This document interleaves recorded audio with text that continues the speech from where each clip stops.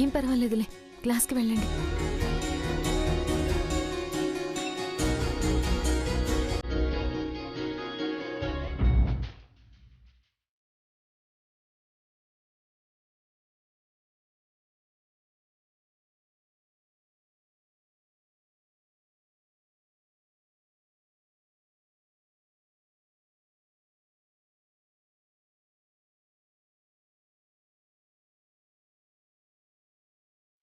నువ్వు ఎంత బాగా చదువుతున్నావు అనేది తెలుసుకోవడానికే నిన్న ప్రిపేర్ అయిన టాపిక్ మీద 4 చిన్న ప్రశ్నలు ఇచ్చాను. ఇంకా రాయలేదా?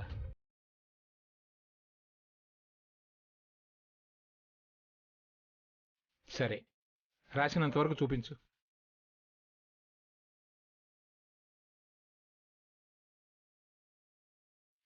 చూపించరా?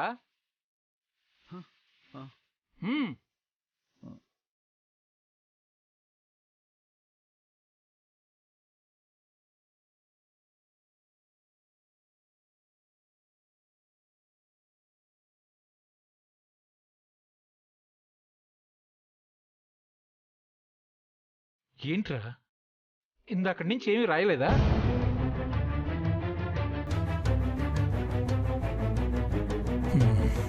సరే, రాయటం కష్టంగా ఉంటే కనీసం ఫస్ట్ క్వశ్చన్కి ఆన్సర్ చెప్పు.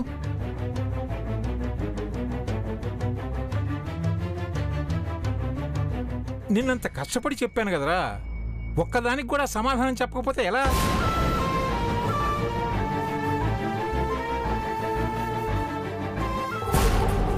అడిగిన దానికి సమాధానం చెప్పమే, చెప్పింది బుర్రకెక్కుతుందా లేదా?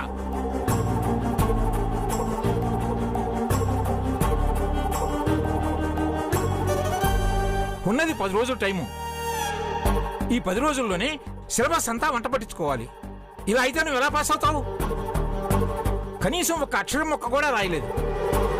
ఒక ప్రశ్న కూడా సమాధానం చెప్పడం లేదంటే నేను నీకంత చెప్పి మాత్రం ప్రయోజనం ఏముంది? ఏమైంది సార్? ఏం చెప్పమంటావమ్మా? వీడిని ఏదో చేద్దామని మనం అనుకుంటున్నాం, కానీ వీడికి అక్షరం మొక్క రావటం లేదు. నా కష్టం అంతా బూడిదలో పోసిన పన్నీరు అవుతుంది. ఇలాగైతే వీడు బీఈడీ పాస్ అవడానికి 1% కూడా ఛాన్స్ లేదు.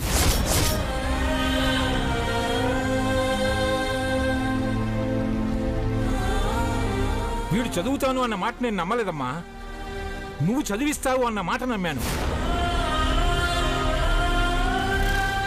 నిన్న చెప్పిన సిలబస్కి ఈరోజు సమాధానం చెప్పలేకపోతున్నాడు అంటే ఇంకా వీడు చదువుతాడు, పాస్ అవుతాడు అంటే నన్ను ఎలా నమ్మమంటావు? పండిత పుత్రః పరమ శుంఠః అని పెద్దవాళ్ళు నీలాంటి వాళ్ళని చూసే చెప్పుంటారు. శంకరం మాస్టర్ గారి పరువు తీయడానికే పుట్టావు కదరా, చిచి! నువ్వు చదువుతావు అని నమ్మాను చూడు, నాది తప్పు.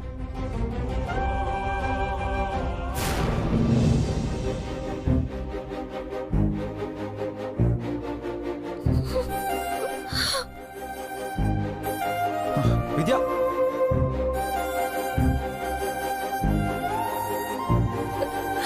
విద్య, విద్య, విద్య ఆగు. తప్పు చేశాను కదా, మిమ్మల్ని నమ్మి ఆ రోజు ఈ రోజు తప్పు చేస్తూనే ఉన్నాను కదా. విద్య, అడిగిన దానికి సమాధానం చెప్పండి. ఆయనకి ఏం అవసరం ఉండి మీకు పాఠాలు చెప్తున్నారు? ఎందుకు అంతగా తపన పడుతున్నారు? మీ నాన్నగారి మీద ఉన్న గౌరవంతో, ఆయన మీద ఉన్న అభిమానంతో. కానీ మీరు చేస్తుందేంటి? మీరు మాస్టర్ కాదు అని తెలిసినా మిమ్మల్ని ఎలా అయినా మాస్టర్ని చేయాలనుకున్నాను. ఆ నమ్మకం పోయిందండి. ప్రశాంతంగా ఉండే ఆయన కూడా అలా కోప్పడ్డారంటే అర్థం కావట్లేదా? మన బ్రతుకులేంటో, మనం ఏం దాచిపెట్టామో ఏ రోజు కాకపోయినా రేపు ఏదో ఒక క్షణం మా నాన్నగారికి మీ అమ్మగారికి తెలియకుండా పోదు. తెలిసి వాళ్ళ గుండెలు ఆగక ముందే నేను లేకుండా పోతే పోద్ది. విద్య,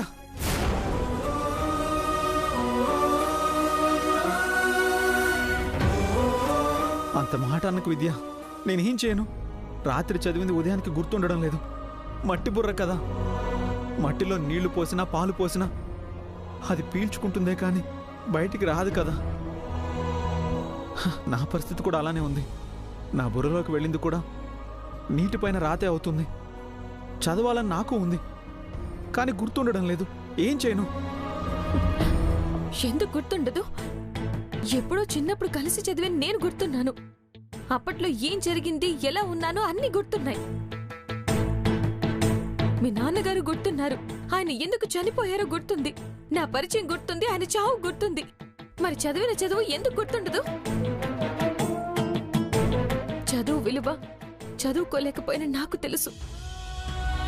అక్షరాలు అమ్మలాంటివండి. ఇష్టంగా వేలు పట్టుకుంటే మన ప్రాణం పోయేదాకా గుండెల మీద పెట్టుకుని మోస్తాయి, ఉన్నత స్థాయిలో నిలబెడతాయి. అయినా మీరిప్పుడు చదివేది మీకోసం కాదు, ఎవరి కోసం అనేది ఒక్కసారి గుర్తు పెట్టుకోండి. మీ చదువు మీ అమ్మగారి ప్రాణాలు నిలబెడుతుంది. మీరు దిద్దే ప్రతి అక్షరం మీ అమ్మగారి గుండె చప్పుడు ఆగిపోకుండా కాపాడుతుంది. మీరు నేర్చుకునే ప్రతి అక్షరం అత్తయ్య గారికి అక్షరానికి ఓ సెకన్ ఆయువు పెంచుతుంది. మీరు చెప్పిన అబద్ధం ఆమెకు తెలియనంత వరకు మాత్రమే కాపాడుతుంది. ఆమెకి పోటీ ఆయుష్ ఇవ్వగలిగేది మీ చదువు మాత్రమే. ఇవన్నీ మీకు తెలియదని నేను చెప్పడం లేదు, గుర్తు చేస్తున్నాను అంతే. అబద్ధాన్ని నిజం చేసి అత్తయ్య గారికి ప్రాణం పోస్తారు, అబద్ధంలోనే బ్రతుకుతూ ఆమె ప్రాణం తీస్తారు. మీరే నిర్ణయించుకోండి.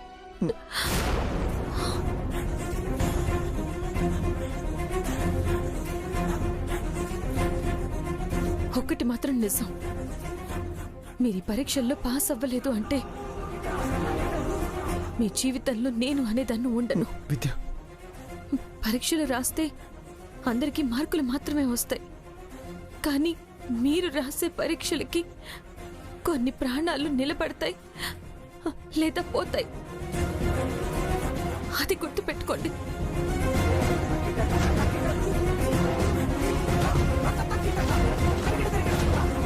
మీరు పరీక్షల్లో పాస్ అవ్వలేదు అంటే మీ జీవితంలో నేను అనేదాన్ని ఉండను.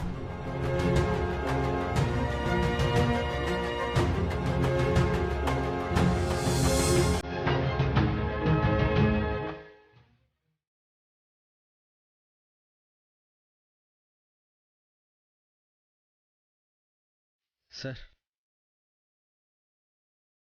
ఇంకొక్కసారి చెప్పండి సార్. గుర్తుంచుకోగలిగితే రేపు మీ ముందుంటాను, లేదంటే ఈ స్కూల్కి కొత్త ప్యూన్ వస్తాడు.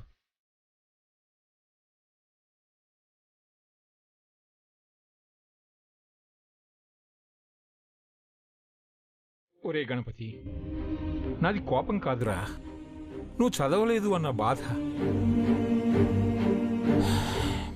నీ బాధ నాకు అర్థమైందిరా.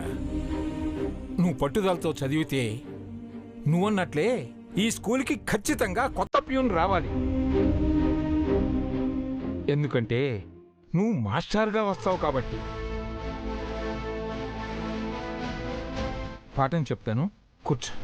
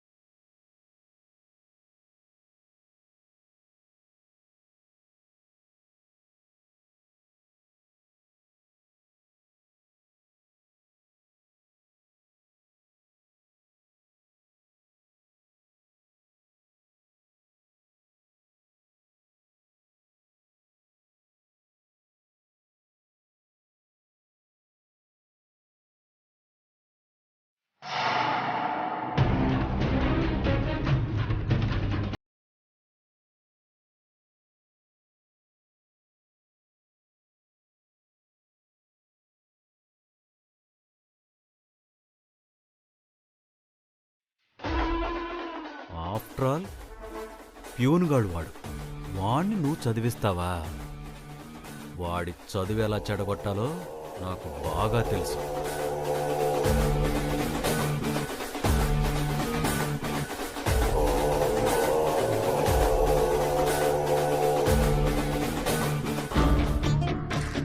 రే పిల్లలు, మీ నోట్బుక్స్ అన్ని తీసి బెంచీల మీద పెట్టండిరా. త్వరగా అందులో మీరు రాసేసిన పనికిరాని పేజెస్ అన్ని చించండి.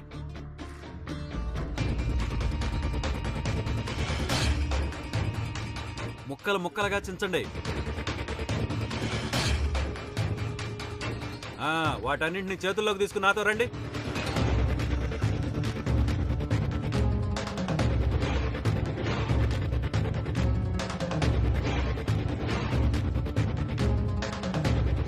ఆగండి ఆగండి. రేయ్ పిల్లలు, మీ చేతుల్లో కాగితాలు ఎంత బలంగా పైకిసరాలంటే కింద నుంచి చూస్తే ఆకాశం, పైనుంచి చూస్తే నేల కనిపించకూడదు. అలా పరుచుకోవాలి.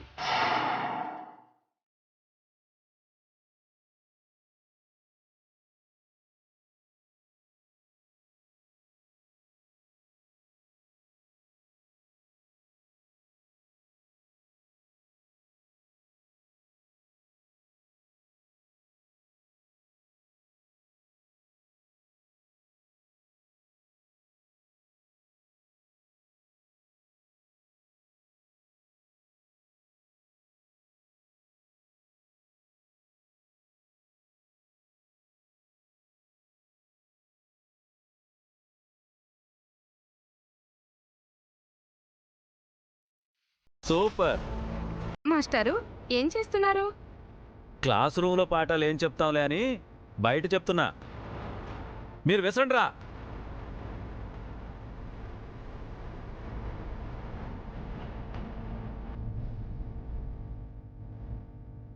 ఏం చేస్తున్నాడు ఈయన?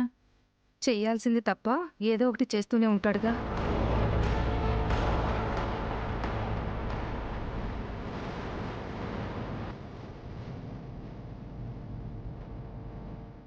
జరుగుతున్న టైంలో పిల్లలు కాల్ చేస్తున్నారు ఏంటి?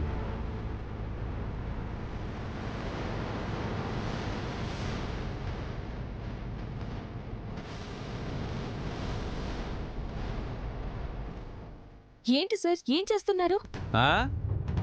పిల్లలకి చదువు చెప్తున్నాను. నీలా స్వేపర్ పని చేయట్లేదు.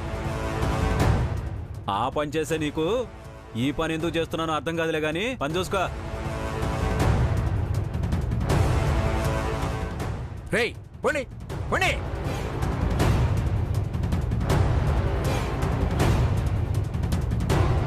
ఏంటి గణపతి ఇది? పిల్లలతో ఈ గోలేంటి? వాళ్ళు పేపర్లో దించి స్కూల్ పాడు చేస్తుంటే ఏం చేస్తున్నావు నువ్వు? అయ్యో, అపార్థం చేసుకోకండి సార్. వాళ్ళు గోల చేయటం లేదు, పాఠాలు నేర్చుకుంటున్నారు. థియరీ కన్నా ప్రాక్టికల్గా చెప్తేనే వాళ్ళకి గుర్తుండిపోతుందని మీరే చెప్తుంటారు కదా, అదే చేస్తున్నాను. ఏంటి పేపర్లు చించి ఈ విధంగా స్కూల్ పాడు చేయటం పాఠాలా? అదే, అందుకే మీరు అపార్థం చేసుకున్నారు అనేది. పైకి విసిరింది ఏది కూడా పైకి వెళ్లకుండా కిందే పడుతుందని న్యూటన్ గ్రావిటేషన్ ఫోర్స్ని పిల్లలతో ప్రాక్టికల్గా చేయించి మరీ చెప్తున్నాను.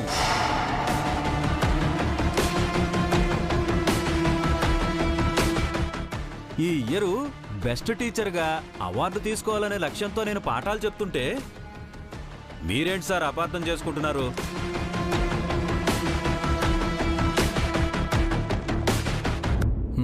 నువ్వెందుకు ఇలా చేస్తున్నావో నాకు అర్థమవుతుందిలే. అపార్థం చేసుకుంటే అర్థం ఎలా అవుతుంది సార్? సరే, ఇది తప్పని మీరు అనుకుంటే పై వాళ్ళకి కంప్లైంట్ చేయండి. నేను చెప్పేది నేను చెప్తాను. స్కూల్లో పిల్లన్నా నేను ఏమైనా కంప్లైంట్ చేయడానికి?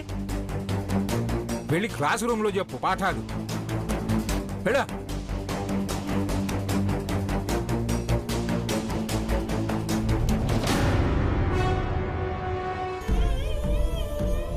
విద్య, అతని మెదడు నిండా చెత్తే ఉంది. నువ్వెంత క్లీన్ చేసినా ఇక క్లీన్గా ఉండదు. ఈ చెత్త క్లీన్ చేయొచ్చేమో కానీ ఆ చెత్తని క్లీన్ చేయలేం. పర్వాలేదండి, మీరు వెళ్ళి చదువుకోండి.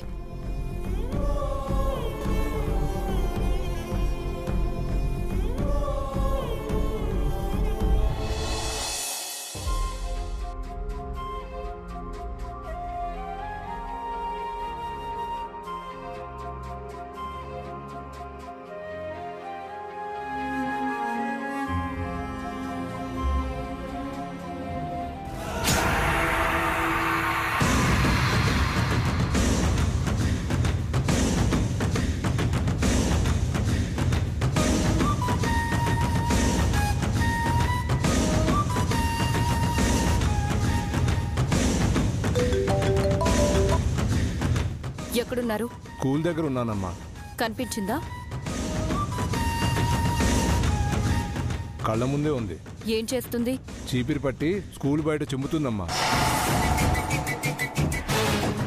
నేను వింటుంది నిజమే కదా? నా కళ్ళు చూస్తున్నదే కదమ్మా చెప్తున్నాను. ఆదినారాయణ గారి కూతురు స్వీపర్ పనిచేస్తుందన్నమాట. మరి ఆ మాట ఆయనకి తెలియాలి కదా. ఫోన్ చేసి చెప్పమంటారా? ఆ మాట ఆయన వినడానికి ముందు నాకు ఇంకొక పనుంది. అది పూర్తవగానే మీకు రింగిస్తాను. అప్పుడు మీరక్కడ చూసింది చూసినట్టు ఆయనకి చెప్పండి. అలాగే 4 మాటలు కలిపి చెప్పండి. ఆ విషయం చెప్పాలమ్మా, నేను చూసుకుంటాను కదా.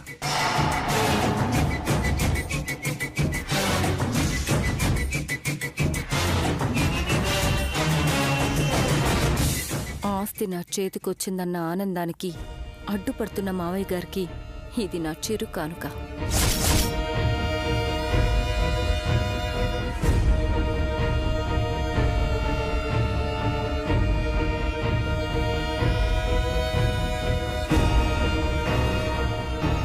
మావయ్య గారు, టాబ్లెట్ వేసుకోండి.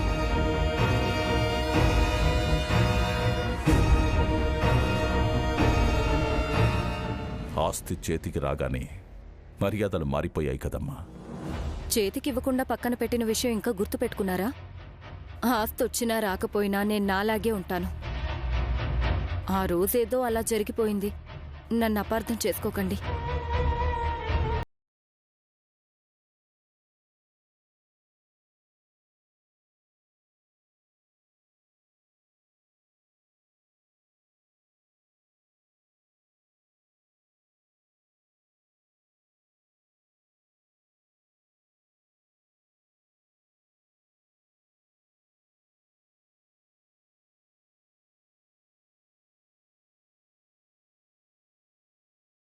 అసలు ఆట ఇప్పుడు మొదలవుతుంది.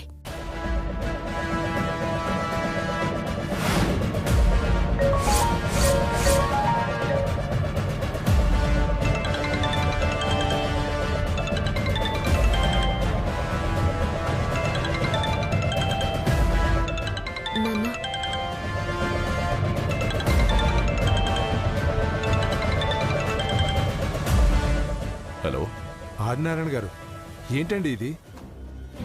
సుబ్బారావు, నువ్వా? నేనేనండి. బిడ్డల్ని ఎలా పెంచారండి మీరు? అలాంటిది ఇప్పుడేంటండి ఇలా చేశారు? ఏం చేశాను? మీ పెద్ద కూతురు విద్యని ఇలాంటి పరిస్థితుల్లో చూస్తుంటే చాలా బాధగా ఉంది. విద్యకేమైంది? ఏమైందంటారేంటండి? మీకు తెలియకుండానే ఇలా జరుగుతుందా? మీ కూతురు వచ్చి స్కూల్లో స్వీపర్గా పనిచేయడం ఏంటండి?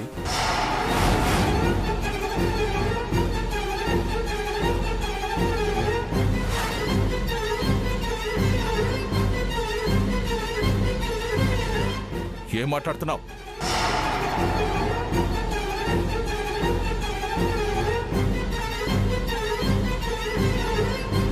కళ్ళ ముందు చూస్తున్న దాని గురించే మాట్లాడుతున్నాను.